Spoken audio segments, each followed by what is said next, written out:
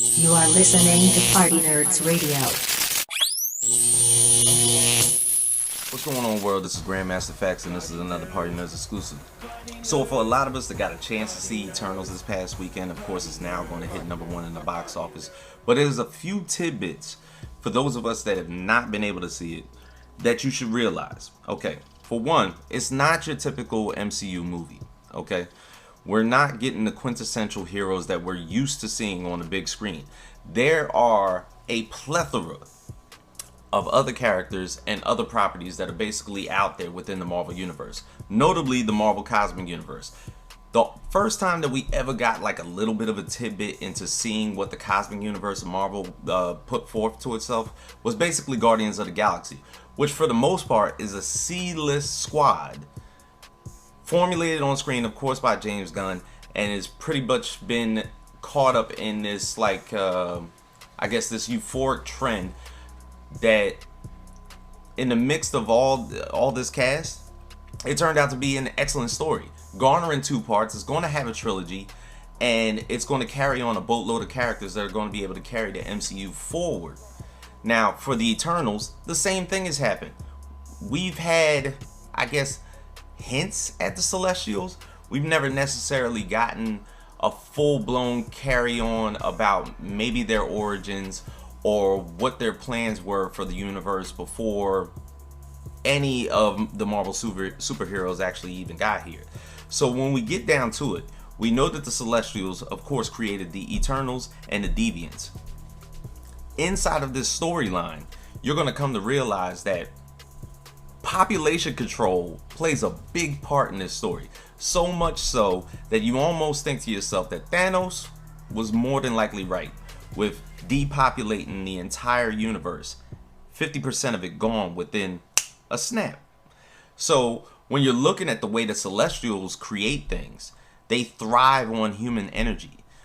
Human energy built around the planets and all their natural resources then create other Celestials, almost devouring the planet in for itself, giving birth to one of their own and carrying on a new plan. The Eternals have a mission every single time, hopping from planet to planet. And there's so many of them out there that there's so many deviants out there that is pretty much sparring with each other as far as how the Celestials put this mission forward is all cased on the conflict between the Eternals and the Deviants.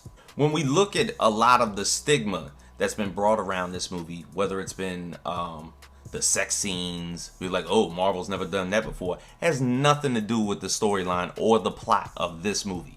Oh, there's a gay couple in it. It has nothing to do with the storyline or the plot in this story. Now, notably, you come to find out that the Eternals, their life on Earth, they basically fallen in love with humanity and how it's been created. They've figured out ways for them to evolve with their technology, with their influence, pushing forward almost to be humans themselves and carrying on this existence on Earth through love and compassion. And yet,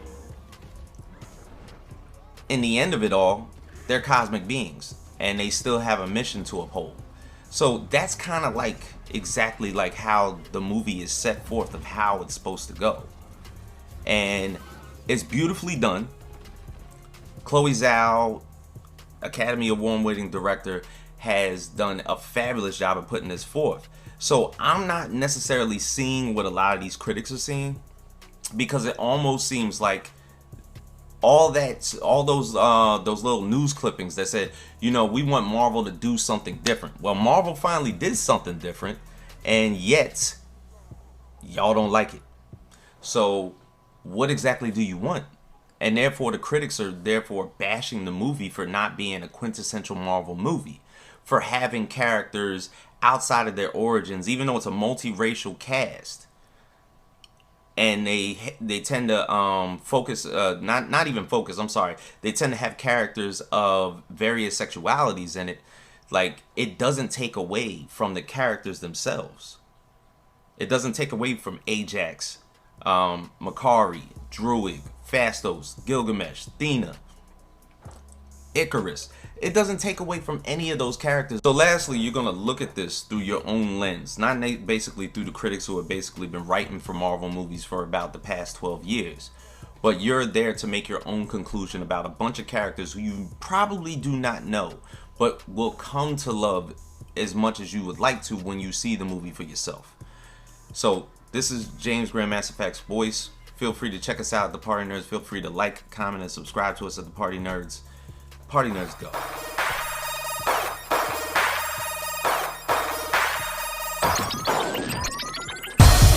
Party Nerds, Party Nerds, Party Nerds, Party Nerds, Party Nerds, Party Nerds, Party Nerds, Party Nerds, Party Nerds.